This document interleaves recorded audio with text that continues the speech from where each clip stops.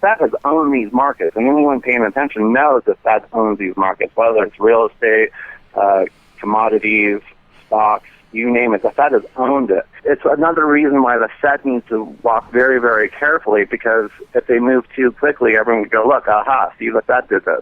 Investors today face an unprecedented level of risks. Currency risk, major market indexes, natural deflationary forces, and endless money printing from central planners. Meanwhile, most savers today are being told to stay the course, with high commission products and risky investments dependent on fraud. There is another way forward with peace of mind investing, a financial strategy with 4 key principles: safety, income, currency risk, and finding cash-gushing value investments. Learn more about these financial strategies at fmtadvisory.com/income.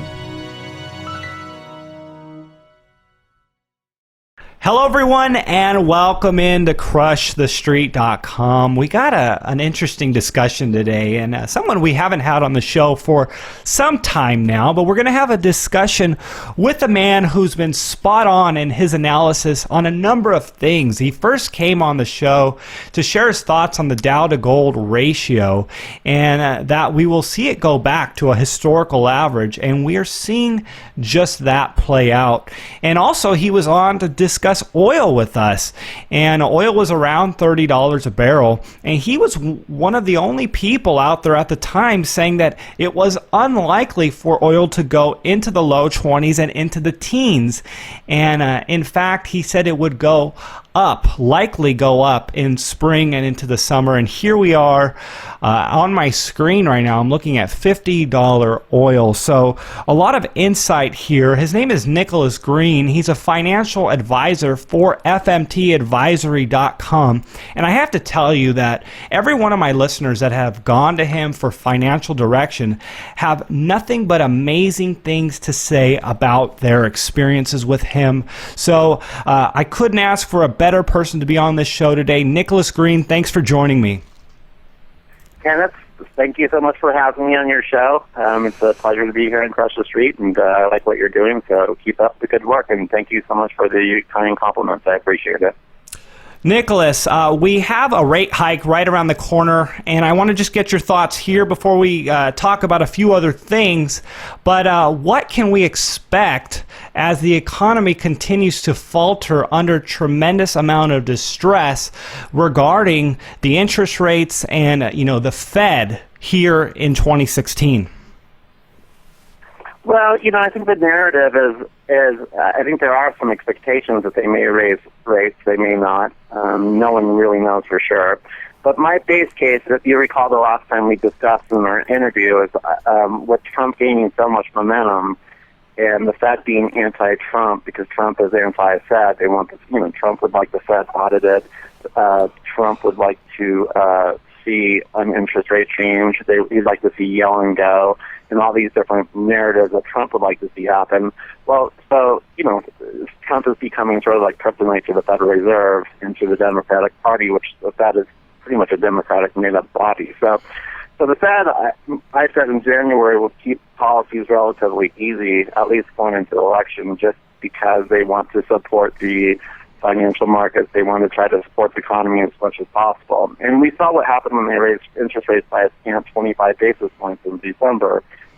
Things just completely fell off the wheel. China was blowing out treasuries. We had the reverse the QE happening, and you just had massive liquidity coming out of the markets, which caused huge air pockets. And the Fed backed off immediately as Trump started to gain all that momentum, and it kept policy easy. So even the recent jobs report, which was pretty disastrous, you almost wonder if that's just another narrative that the Fed wants to throw out there right now to be like, look, the job market's a little soft right now. This is why we can't raise interest rates in here. We want to support the economy. We want to support the job market.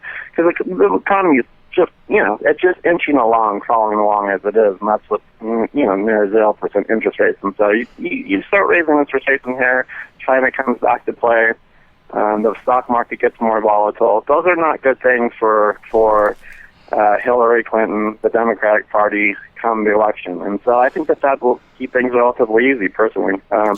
But that's not what I base my decisions on, but that's just something that I've been sort of sticking to, and I believe the Fed will keep policy relatively easy going into the elections. Yeah, well, we are seeing that, and I'm reading this headline right now on investing.com, and it says, now the rate hike likely in September. This is the top, right. kicking this can down the road. So, Nicholas, at least to those elections, right? Yeah, at least to the election, right?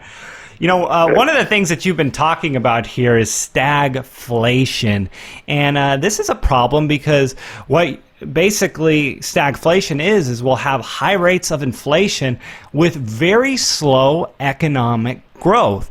And most notably, the last time we saw official stagflation was in the 1970s. So kind of give us an idea of what you are forecasting here in regards to stagflation.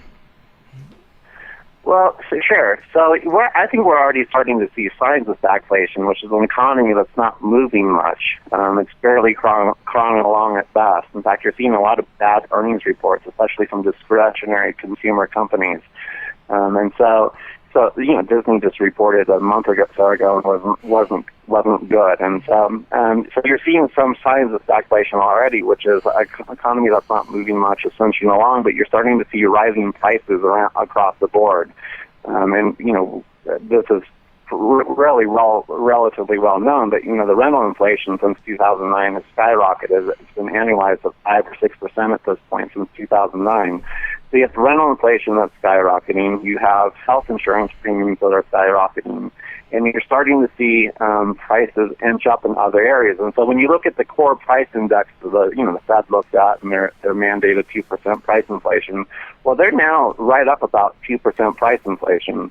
They're right about their mandate right now, and yet here they have a 0% interest rate policy nearly, and we're talking about barely even above interest rates a quarter basis point because of our debt situation. So there's too much debt, which is causing a slow economy, but you've got all these easy policies fighting these forces. And so the deflationary forces are the real economy. The inflationary forces are the easy monetary policies, and prices starting to go up across the board. And so these are the worst case scenarios. And if you look at the 70s, inflation went from 2% to 12% in like a 2-year period. And there's a point where inflation is really, really, really bad for the economy, but it's really, really, really good for people who are properly positioned for it. And so I think today more than ever, people need to have some of their assets allocated toward areas that can help them for the probability of higher elevated inflation in the next few years. I'm not saying it's going to happen in the next 6 months or 5 years, but I don't believe the Fed can ever really raise rates too quickly without completely destroying government finances. There's been virtually no political will to change our present course with our national policies. We're running huge cash deficits and unfunded deficits for our structural entitlement programs, and there's been virtually no changes to that whatsoever. And so the Fed has to, I think, continue to try to help inflate those debts away, the present value of those debt obligations away. And I don't think there's much of an option for them, which is another reason why, Trump gets in there. It's time to be a little more cautious in some areas. But yeah, stagflation is one of the worst possible scenarios you can look at. But on the other hand, if you're an investor and you have assets, it can be potentially one of the best possible ways to increase your net worth. And so it's nothing to be worried about, but stagflation is happening. I think we're starting to see signs of it right now. One of the things you brought up was rental prices going up, and it just reminded me of the unintended consequences of government and all the economic stimulus that we've seen as a result of the 2008 crisis, the response to the collapse that we saw in 2008. We saw asset prices go up, we saw stocks go up, we saw home prices go up, and I'm hearing and reading reports now that people can't afford to buy single-family residence, and so it's creating this demand for more renters, and the prices in that area is going up. And again, it's the unintended consequences of reckless monetary policy, and there's always a consequence. There's always an equal and opposite reaction when the government tries to manipulate the free market. So, Nicholas, transitioning over just a bit here, one of the characteristics of stagflation of the 1970s was high oil prices. And, I read that oil peaked in the 70s, in inflation-adjusted dollars at $107 per barrel. So, you had some very excellent analysis on oil earlier this year. So I want to kind of get your thoughts on how oil will relate to where you see the economy headed here throughout the remainder of the year and just kind of, going forward. Sure. Well, to back up a second, what you were saying about the Fed and the unintended consequences is absolutely true. A lot of unintended consequences. But I've said this for a long time. The Fed has owned these markets, and anyone paying attention knows the Fed owns these markets, whether it's real estate, commodities, stocks, you name it. The Fed has owned it. And it's another reason why the Fed needs to walk very, very carefully, because if they move too quickly, everyone would go, look, aha, see, the Fed did this. And so Greenstand's famous for saying, back in the tech bubble and all of those large cap bubbles in the early 2000s. I think it was even the 1998 when he actually said it, that irrational exuberance. But what the Fed has actually done is created almost a rational exuberance among investors. If you have a 0% interest rate policy, over time, after 7 years of having 0% interest rate policy, it's natural for money to start to move to areas where it's looking for yield. And so that's what money's been doing for 7 years. It's been looking for yield. It's much better to earn 3% on a company dividend that's increasing over time at, say, 12 or 13 times earnings than it is to own 1.5%, 2% 10-year treasury that's not going to grow and is going to have a negative carry compared to where inflation is today.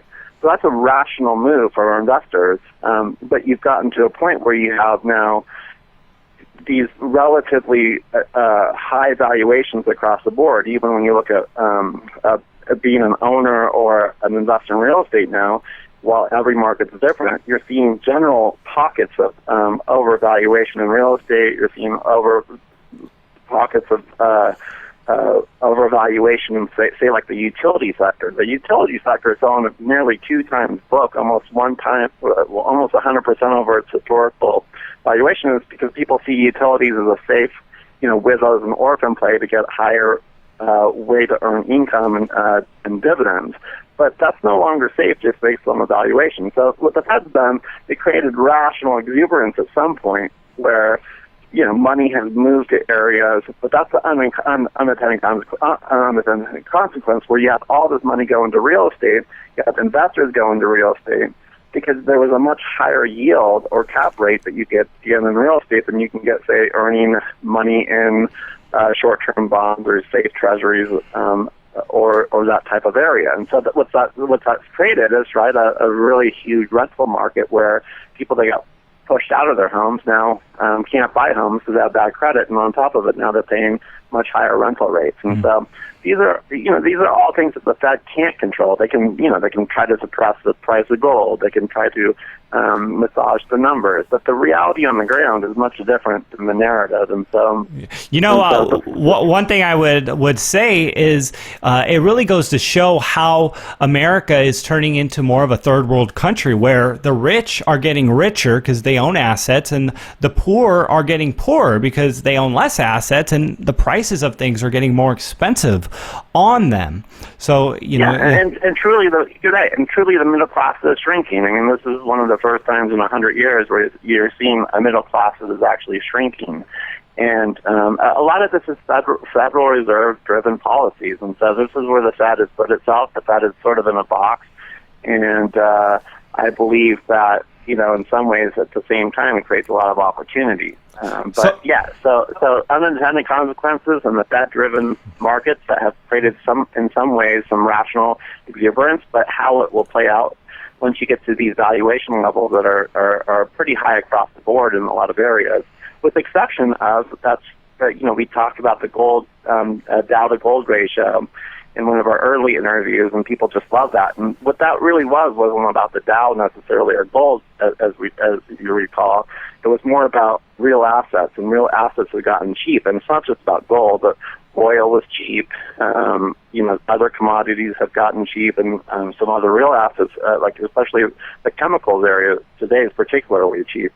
But anyways, that was what that was about. And so you have these pockets of undervaluation in the real asset space, but you have high valuations in financial assets and even real estate today. So that was the interesting thing about that Dow to gold ratio. And we're still there today, where I believe that some of those areas are still the most undervalued pockets in the market today. And going to your segue about what we talked about when oil was at 30, we talked about the Dow being overvalued compared to gold, the miners being cheap relative to gold. The overarching theme that I think your listeners need to listen to help protect themselves is, look, if you're going to be an investor, you want to invest in the cheapest parts of the market with the best management teams running the best businesses in those sectors with the best assets. And if you do that, you can't help but go right over time. If you're finding the beaten up sectors, if you look at the mining sector, one of the most beat up sectors over the last few years, it's been one of the leading sectors, right? The gold miners have been skyrocketing. If you look at oil, it got completely beat up on a 2% change in marginal production over usage. And it went from 106 a barrel down to 27, right? It got completely beat up on a very small change in demand supply. Very small change. And so this is one of the most necessary resources in the world. So when everyone's crying wolf or running for the streets, those are areas where you want to be looking at. And it doesn't matter what area it is, but you want to buy cheap. When you buy cheap, those will dictate your future returns. And that's the problem with the market today. And that doesn't matter what the Fed does. You have an 18 times multiple on the S&P 500. And going back to the stagflation theory, there's a point where inflation is not good for multiples, because what happens is you get margin compression. And you have margin compression, you have an earnings hit. You have an earnings hit, you have multiples come down. And so if you look at the last 100 years, what's really interesting on an inflation rate, the peak multiple, once you hit above 2%, the 2 to 3% range, maybe all the way up to 4%. The peak multiple is about 20 times on the S&P. Once you get to those inflation rates, that's the peak. Today we're already at 18 times, and the core CPI is around 2%. Once you go above 4% historically, it's very, very bad for traditional financial assets like the S&P 500, which is just your common companies. Once you go over that, the multiple tends to compress, and it can compress fast and quickly. It did it, for example, in the 70s. Between 73 and 74, the market dropped about 50% when the inflation rate went over 4%. But it took the inflation rate going over a certain threshold before the market and the earnings just couldn't handle it. And so those are things to be really, really stay nimble for in these markets today, for sure. So, Nicholas, let's get your thoughts here on oil with where we are today. And I'm just curious, because we did see that stagflation and oil really spike back in the 70s. And I know you do a lot of research here on oil. So what are your thoughts here on oil 2016?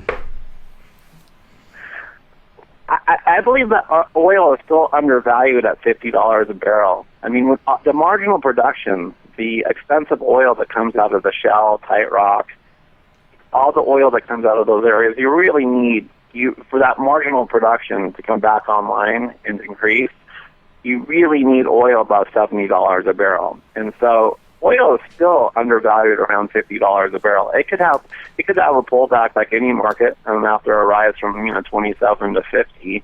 You can see a short-term pullback before it starts to head higher again. But there's going to be an undersupply of oil if oil stays under $70 a barrel going into. I'll even make a date on it. By the first quarter of 2017, there'll actually be an undersupply of oil if oil doesn't keep heading higher, because that's all the data that I've looked at and all the research I've done indicates that that's where we're heading. As soft as the economies are around the world, oil demand never goes down. I mean, oil demand just goes up over time, and that's all it's been doing. Oil demand's been going up, and so when you see the amount of oil production that has come offline and the amount of barrels being produced coming down as they have, there's a sort of there's a crossroads that will meet before the first quarter of 2017. Well, there'll literally be an undersupply of oil. There won't be enough oil being produced and what's being consumed. There's still some reserves out there that will help, but should that happen and oil stays at 50 and we're still at $50 a barrel in the first quarter of 2017, all of a sudden by the next summer, this time, right, we'll see $140 a barrel, because that's what the markets will need to do to make sure that there's enough production coming online to supply the world and satiate the world's demands. And so not much has changed with my original analysis. Another thing is, as you recall, one of my base cases why oil wasn't going down to 10, it wasn't going down to 20, is the Fed, the governments around the world would do anything they needed to do to keep oil from going down to $10 or $20 a barrel. That would be a very, very scary world. But one of the big reasons why is because the banks have a lot of oil and energy debt on their balance sheets, and they were hemorrhaging, and it was starting to show up in a big way across the board through the big banking sector. Companies like Wells Fargo were announcing massive write-downs on their energy exposure, and so we know one thing that the despots want to sort of kind of conceal as much as possible is they don't want to have big banking problems surface again, and oil and energy being that low for that long would certainly cause banking problems again. And so my thesis was, if the market didn't do it, the Fed would do it for the market. Something was going to move oil higher, but anyways, oil is still undervalued at $50 an oil. I believe it's still heading, well north of $70 a barrel within the next 6 to 9 months. Yeah. Well, in an economy that isn't really growing and struggling, higher gasoline prices at the pump is not going to be good. And that, again, goes and supports your stagflation theory that we've been talking about here. So, Nicholas, I want to kind of get your closing thoughts here and just, your overall arching advice. I mean, just kind of reiterate what you said on how investors can thrive in this new economy. Well, I'm a big believer in valuations and buying cheap, but I think beyond just buying cheap, I really believe that you have to connect your money to the right people, and that's something that I have always believed. And I'll just give it a specific example, but you can buy a great business, but if it's run by the wrong people, you're not going to make money over time. And so let's just do a simple equation. This is something people overlook all the time, but you can't just buy cheap. You got to buy great assets with the greatest people running those assets. And they're very few and far between. So you're not going to own 20, 30, 40, 50, 125 businesses that are great and run by great people. You're going to be very selective, and you have to be very selective. But let's say you have a company selling at $10 per share. There's 100 shares outstanding altogether, and the company earns $10. Right? So you have $10 divided by 100. You have $1 earnings per share. You have a 10 times multiple. Well, let's say this management team owns none of the stock themselves, and they have no skin in the game, but they want to get paid more, right? Mm-hmm. And this happens constantly in publicly traded markets, even privately it can happen. So the management teams decide, look, we need to increase the size of the business, and so to do that, we need more personnel, we need higher salaries. And so they come out with, say, stock option dilution of 20%, right? But now you just increase your shares from 100 to 120 shares, but you still have $10 in earnings. So you just got your earnings per share just got diluted by 20%. Mm. And why does that happen? It's because management wasn't really aligned with you. They get paid more. Doesn't matter what happens to the earnings. The earnings can go from $10 to $8 per share. Now you've even been diluted more. But it doesn't matter. The management will get paid more money. And so you really need to look for the right people running the right businesses and beating up assets. And one of the companies that I've been big on, like, for example, in the mining sector is one of the best examples. Seabridge Gold is a fantastic gold company run by Rudy Frank. He keeps 90% of his own net worth in Seabridge Gold, 90% of his entire net worth. He's produced over a 2,000% return since 2000, one of the few miners that still have a nice return in the year 2000, even with all the ups and downs. But even better, you can see how well he managed the money for all stakeholders, not just shareholders, but also bondholders and preferred equity holders. They have the lowest enterprise value per share per ounce of gold in the ground of any large, major, noteworthy gold company in the world. And so they've created 2 ounces of proven gold in the ground for every 1 share that they've ever diluted.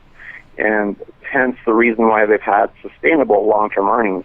It's still cheap today, and the point is, though, is when you have a guy like a Rudy Frank, when you have a guy like Martin Franklin, another good example is a Berkshire Hathaway. Warren Buffett kept over, I think, over 95% of his net worth his entire life in Berkshire Hathaway stock, a single company, right? Mm-hmm. This is alignment of interest. And so anytime you're investing your money, you want to make sure your money is being connected to the right people and the right assets at the right prices. And it takes an extreme amount of work to get all those 3 things, right people, the right assets at the right prices, and then to run a portfolio that way. So it takes a lot of time, and that's what people should be looking for. And if they don't have the time, they should be looking for outside help that can help in those areas. And so that's the big thing for me as a money manager to sort of share with your listeners and viewers is just make sure you're connecting your money to the right people who are true fiduciaries of your capital, and that includes management and board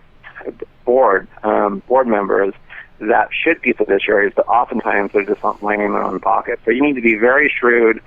You need to be very careful on where you're putting your money, what assets, and what managers are running those assets. And that's the number one thing that I would look for today. And then you got to buy cheap. You can't buy overvalued assets because you won't make any money for a very long time.